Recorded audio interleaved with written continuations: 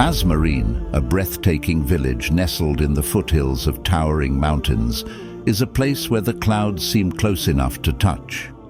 Its stone-paved streets wind through quaint cottages, and its people are known for their warmth and simplicity. Amidst this picturesque setting lived Hamza, a young blacksmith, whose quiet demeanor hid a struggle that many in the village never noticed. This is his story of transformation, a tale of discovering the power of self-confidence. The clang of hammers on metal echoed through Azmarine's bustling marketplace, a familiar sound that marked the rhythm of village life. At the heart of it all was Hamza, a shy and reserved young blacksmith. Though skilled in his craft, he often doubted his abilities. His forge, tucked into a corner of the market, was modest compared to the larger shops around him. Yet his hands shaped iron with a precision that few could match. Hamza worked in silence, his eyes focused on the glowing metal before him. He avoided conversation, convinced that his words would fail him where his craft succeeded. Villagers often praised his work, but he brushed off their compliments, thinking they were merely being kind. "I'm just an ordinary blacksmith," he would say to himself, refusing to see the talent that set him apart. Despite his self-doubt, Hamza's work spoke for itself. His swords and tools were durable and elegant, a testament to his craftsmanship.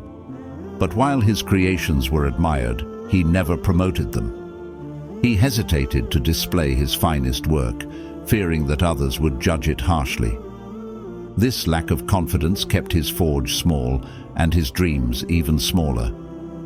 One day, an opportunity arrived that could have changed everything. A merchant from the capital passed through Azmarine, searching for a blacksmith to create a ceremonial sword for the royal court. Hamza's neighbors eagerly pointed to his forge, urging the merchant to consider him. But Hamza, overwhelmed by self-doubt, declined the offer. "I'm not skilled enough for such an important task," he told the merchant, who left disappointed. The villagers were puzzled by Hamza's reluctance. "Why didn't you accept?" asked Fatima, a baker whose shop was next to Hamza's forge. "Your work is the best in Azmarine." Hamza shook his head, his gaze fixed on the ground. "I'm not ready," he muttered, though deep down he knew that fear, not readiness, had held him back. That night, Hamza sat by the edge of the village, staring at the mountains that loomed over Azmarine. The peaks seemed unreachable, much like the confidence he longed for. He clenched his fists, frustration bubbling within him. "Why can't I believe in myself?" he whispered to the stars, hoping for an answer. The next morning, as Hamza prepared to open his forge, he noticed an unfamiliar figure standing by the market fountain. The man was tall and imposing, with a thick traveling cloak and a leather satchel slung over his shoulder. His presence drew curious glances from the villagers, who wondered what business he had in Azmarine. Hamza tried to avoid the stranger's gaze, but it was no use. The man walked directly toward him, his boots clicking against the stone pavement. "You must be the blacksmith I've heard so much about," he said, his voice deep but kind. "My name is Idris, and I am a traveler seeking unique craftsmanship." Hamza hesitated, unsure of how to respond. I make tools and weapons," he stammered, feeling small under the stranger's confident gaze. Idris smiled and gestured toward the forge. "May I see your work?" Hamza nodded reluctantly, leading him inside. Idris examined Hamza's creations with great interest, his fingers tracing the intricate designs etched into the metal. "This is remarkable," he said, lifting a sword that gleamed in the sunlight. "Your craftsmanship is extraordinary." Hamza's cheeks flushed with embarrassment. "It's nothing special," he mumbled. Idris set the sword down and looked directly at Hamza. "Do you know what your greatest weakness is?" he asked. Hamza blinked, caught off guard. I'm not sure," he replied. Idris nodded knowingly. It's not your skill, it's your lack of belief in yourself. Confidence is like the fire in your forge. Without it, even the finest materials cannot reach their true potential. Hamza frowned, unsure of how to respond. Idris continued, I've traveled far and wide, and I've seen countless artisans. Your work stands among the best, but your doubt is holding you back. If you wish to unlock your full potential, you must learn to see yourself as others see you. Before Hamza could reply, Idris pulled a small object from his satchel, a smooth, polished stone with a faint golden glow. Take this, he said, placing the stone in Hamza's hand. It's a reminder that within you lies a strength you have yet to discover. Carry it with you, and when you doubt yourself, remember the fire within. The stone felt warm in Hamza's hand, its glow faint but steady. Though skeptical, he decided to keep it, tucking it into the pocket of his apron. Over the following days, Idris's words lingered in his mind, challenging the beliefs he held about himself. Each time doubt crept in, he touched the stone and repeated Idris's advice. Confidence is like the fire in your forge. One evening, as Hamza worked late into the night, he decided to attempt something he had never done before. Inspired by Idris's encouragement, he began crafting a blade unlike any he had made before, a ceremonial sword fit for royalty. The task was daunting, but as he worked, he found himself embracing the challenge. For the first time, he trusted in his skill and allowed his creativity to guide him. The villagers noticed a change in Hamza. He walked with a steadier step, his head held a little higher. Fatima, the baker, remarked, "You seem different these days, Hamza. What's your secret?" He smiled, holding up the glowing stone. "It's not just this. It's the reminder it brings. I'm learning to trust myself." The ceremonial sword gleamed under the soft light of Hamza's forge, its intricate patterns and flawless blade reflecting countless hours of effort and determination. As he polished the hilt one final time, Hamza allowed himself a rare moment of pride. For weeks, he had poured his heart into this piece, challenging the doubts that had once held him back. But now, standing before his finest creation, he felt a flicker of confidence that had been missing for years. The villagers of Azmarin gathered around Hamza's shop the morning the sword was completed. Word of his work had spread quickly, and neighbors peeked into the forge with admiration and curiosity. Fatima, the baker, clapped her hands together when she saw the finished blade. "It's breathtaking, Hamza," she said. "You must show it at the festival in the capital. This is your moment." Hamza hesitated, a familiar knot forming in his stomach. The thought of presenting his work on such a grand stage filled him with both excitement and fear. "What if it's not good enough?" he asked quietly, his voice barely audible over the murmurs of the crowd. Fatima placed a reassuring hand on his shoulder. "You've already proven it to yourself," she said. "Now it's time to prove it to the world." That afternoon, Idris returned to the forge, his timing as precise as ever. He found Hamza standing by the doorway, gazing out at the mountains with a pensive expression. "You're thinking of going, aren't you?" Idris said, his voice calm yet knowing. Hamza nodded slowly, his hands fidgeting with the edge of his apron. "But I'm not sure if I'm ready," he admitted. Idris smiled, his presence as steady as the mountain peaks in the distance. "The time to act is never when we feel fully ready," he said. "It's when we feel uncertain yet willing to try.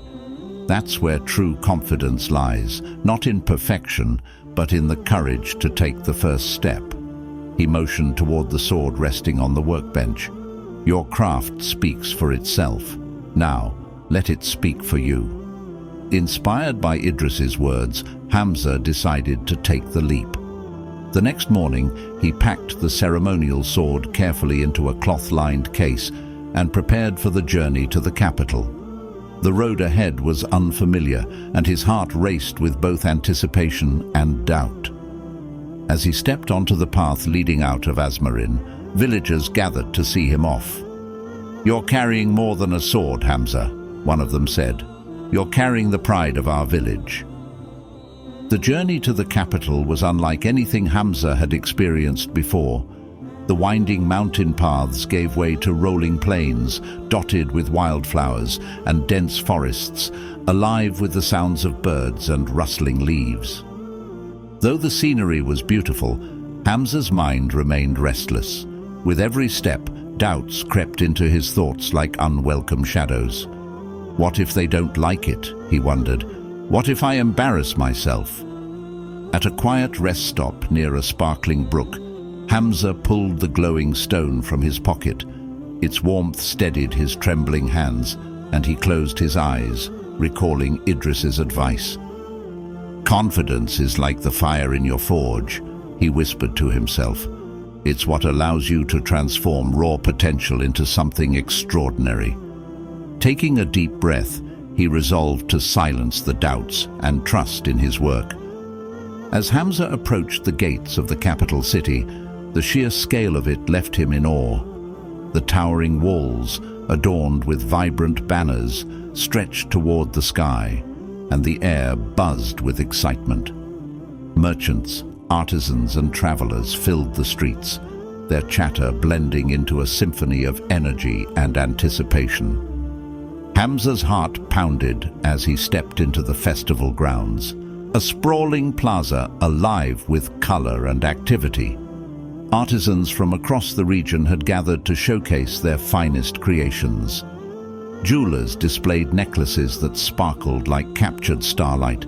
Potters unveiled vases painted with intricate designs, and blacksmiths presented weapons that seemed forged from fire itself. Hamza's booth, modest in size and setup, felt almost insignificant among the grandeur. For a moment his confidence wavered. As he unwrapped the ceremonial sword and placed it on a polished wooden stand, passers-by began to slow their steps, their eyes drawn to the blade's gleaming surface. A merchant stopped to admire the craftsmanship, and soon others gathered, whispering their amazement. "Look at the detail," one said, pointing to the intricate engravings along the blade. "Who made this?" Hamza hesitated, his voice catching in his throat. But then he remembered the glowing stone in his pocket and the countless hours he had spent perfecting the sword. He straightened his back and spoke clearly. "I am Hamza, a blacksmith from Azmarin. This is my work." The crowd murmured in approval, and for the first time, Hamza felt not fear, but pride. As the day continued, more visitors stopped by Hamza's booth, their admiration growing with each interaction. A nobleman dressed in elegant silks approached, his discerning eyes scanning the blade. "This is extraordinary," he said, his tone serious but impressed. "Tell me, what inspired such craftsmanship?" Hamza hesitated for only a moment before answering. "It represents the strength we find when we overcome doubt and believe in ourselves," he said. "This blade is a symbol of transformation." The nobleman nodded, clearly moved by Hamza's words. "I will purchase it," he declared, placing a heavy pouch of gold coins on the table. "This belongs in the royal court." Hamza's hands shook as he accepted the payment, not from nervousness, but from overwhelming gratitude. The sword he had once doubted was now destined for greatness, and with it, his confidence soared. That evening, as the festival lights illuminated the capital city, Hamza stood in quiet reflection. The path he had taken, both to the capital and within himself, had been difficult, but it had led him to this moment. The words of Idris echoed in his mind. Confidence is not about feeling ready. It's about having the courage to act. Hamza smiled, knowing that he had taken the first of many steps toward embracing his true potential. The morning after the festival, Hamza found himself in a swirl of emotions as he returned to Azmarin.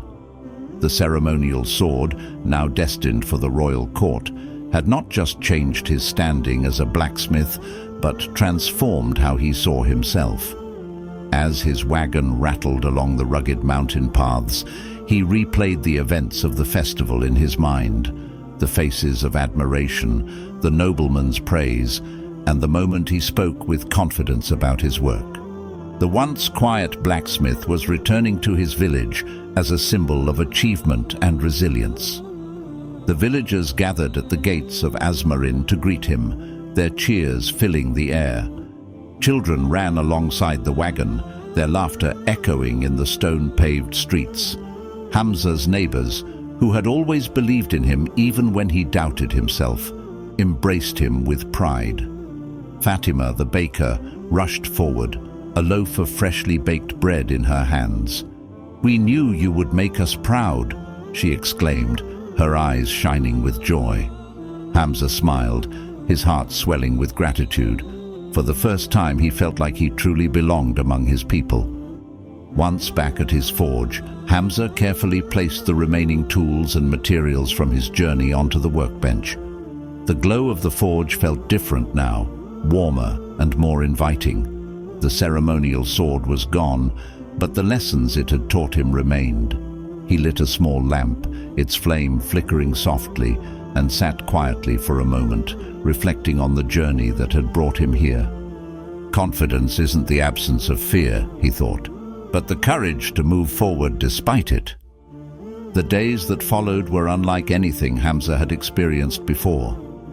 Orders began pouring in from neighboring villages and even distant towns, with travelers seeking out the blacksmith whose blade had impressed the royal court. His once small forge now bustled with activity, and he found himself training apprentices who came to learn from him. These young blacksmiths reminded him of his own struggles, their nervous hands mirroring the self-doubt he had once carried. One of his apprentices, a boy named Karim, approached him one evening, his face flushed with frustration. "Master Hamza," he said, holding up a misshapen piece of metal, "no matter how hard I try, I can't seem to get it right." Hamza took the piece gently from the boy's hands and examined it. "Do you see this curve here?" he asked, pointing to a small imperfection. Karim nodded, his expression glum. "This isn't a mistake," Hamza continued. "It's a sign of your effort, a step toward improvement. Confidence comes from embracing these moments, not fearing them." Karim's eyes widened as he listened, and a small smile crept onto his face. "Thank you, Master Hamza," he said. "I'll try again." As the boy returned to his work, Hamza felt a quiet pride in knowing that his own journey had equipped him to guide others. Each apprentice who passed through his forge became a reminder of the transformative power of belief, not just in one's craft, but in oneself. One day, as Hamza shaped a new blade, a familiar figure appeared in the doorway. Idris, the mysterious traveler who had ignited Hamza's journey, stepped into the forge, his presence as steady and commanding as ever. "You've made quite a name for yourself," Idris said, his gaze sweeping over the bustling forge and the apprentices hard at work. Hamza set down his tools and approached him with a smile. "I couldn't have done it without your guidance," he replied. Idris looked at him thoughtfully. "Guidance only works when the heart is ready to receive it," he said.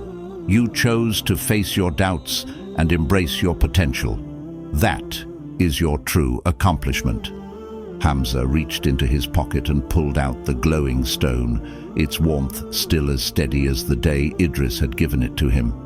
"This helped me more than you know," he said. Idris nodded, his eyes glinting with approval. "The stone was a reminder," he said.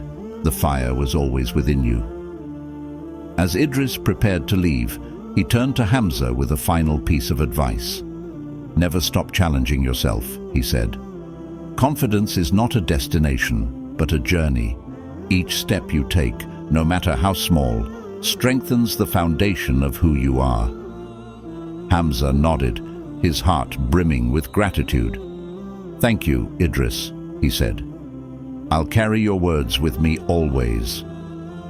That evening, Hamza stood outside his forge, watching the sunset bathe Azmarin in golden light. The mountains, which had once seemed so distant and intimidating, now felt like an extension of his own journey, steadfast, enduring, and full of potential. He thought of the ceremonial sword, now in the hands of royalty, and the path that had led him to create it. But more than that, he thought of the future, the blades yet to be forged, the challenges yet to be faced, and the confidence that would carry him through it all. The forge in Azmarin became more than a place of work. It became a symbol of transformation. Travelers came not just for Hamza's creations, but for the story of the blacksmith who had conquered his doubts. Villagers spoke of him with pride, and his apprentices carried his lessons far and wide. The stone Idris had given him remained a cherished keepsake, a tangible reminder of the spark that had ignited his journey. Years later, when Hamza passed his forge to a new generation of blacksmiths, his story continued to inspire. The ceremonial sword, now displayed in the royal court, became a legend in its own right, but the real legacy lay in the confidence Hamza had discovered and shared. In the village of Azmarin, where the mountains met the sky, the story of the quiet blacksmith who became a beacon of self-belief lived on, reminding everyone that within each of us lies the power to forge our destiny. The forge in Azmarin was no longer just a blacksmith's workshop. It was a haven of inspiration and growth. Apprentices from neighboring villages filled its spaces, eager to learn under Hamza's guidance. The sound of hammers striking metal became a symphony of progress, each strike carrying the weight of ambition and hope. Villagers often stopped by, drawn not only by the tools and weapons, but by the warmth and camaraderie that radiated from the forge. Hamza, once shy and unsure of himself, now walked confidently among his apprentices, offering advice and sharing his journey. Each word he spoke carried the wisdom of experience, resonating deeply with those who listened. The glow of the forge, which once reflected Hamza's own struggles, now symbolized a collective fire that burned brighter with each passing day. It was a place where doubts melted away and belief in oneself was forged anew. The forge had grown beyond a single man's dream. It had become a cornerstone of Azmarin's identity, a symbol of resilience and strength. And at its center was Hamza, the quiet blacksmith who had discovered his voice. One morning, a young apprentice named Malik approached Hamza with hesitation. His hands trembled as he held out a blade he had been working on, its edge slightly uneven. "Master Hamza," Malik began, his voice low and uncertain, "I don't think I'll ever be as skilled as you."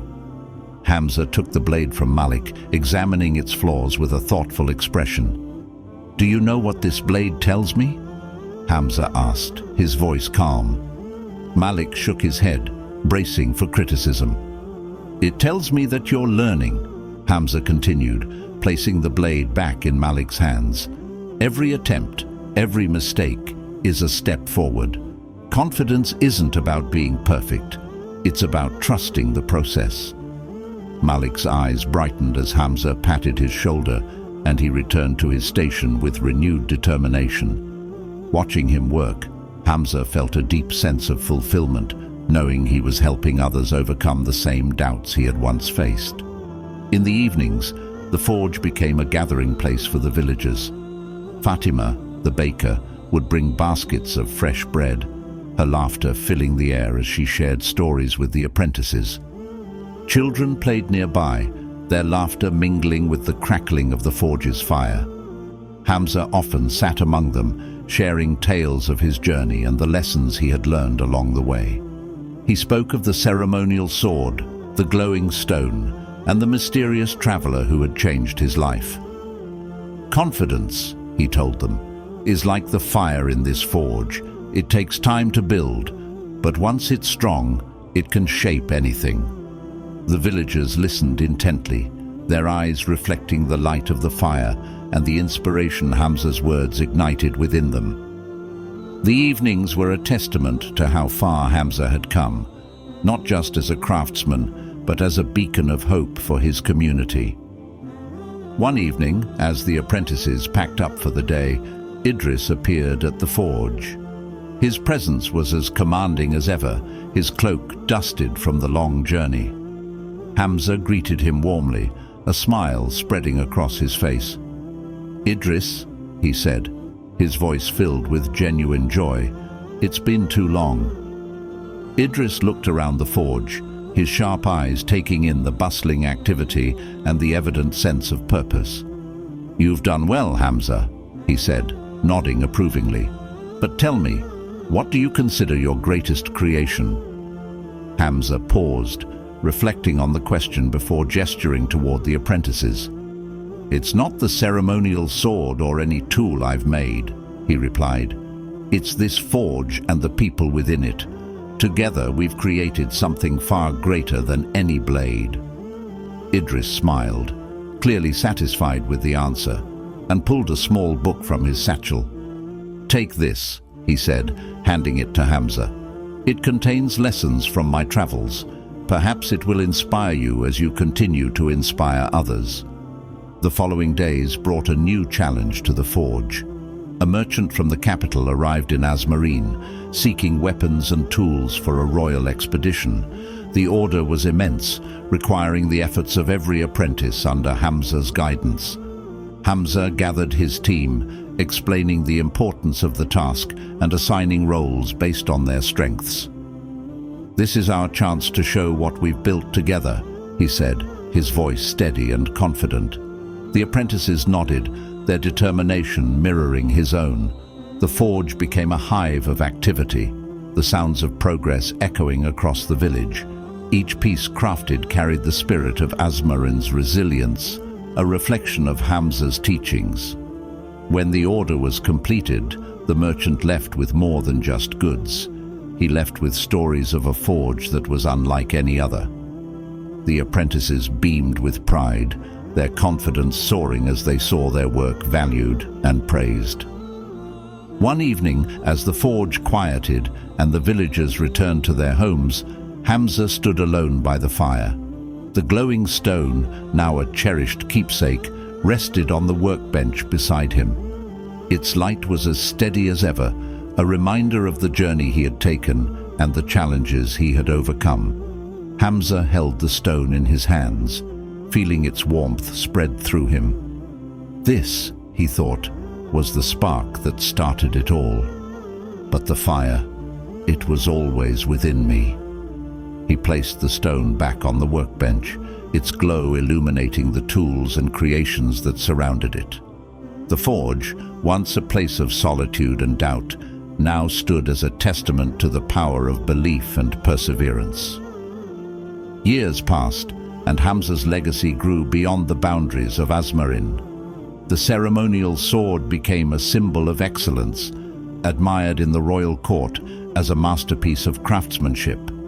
But the true legacy lay in the forge itself, in the apprentices who carried Hamza's lessons to distant villages and towns. Travelers who visited the forge left with more than tools and weapons.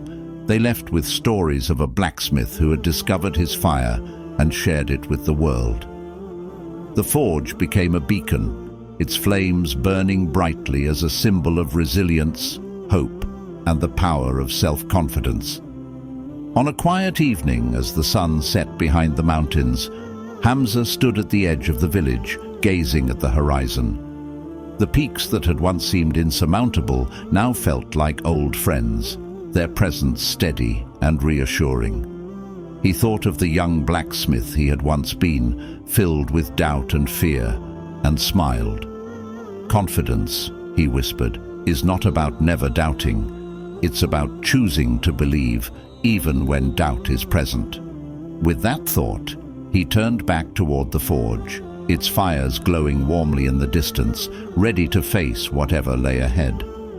Hamza's journey from doubt to confidence is a powerful reminder that true strength lies within. His story teaches us that confidence is not about being fearless, but about embracing growth despite our fears.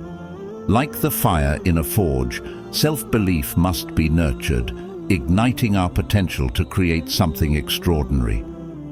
Remember, as Hamza learned, even the smallest spark can transform darkness into light. With perseverance and faith, we can overcome doubt and shape our own destiny. Let his journey inspire you to find the fire within and let it guide you to greatness.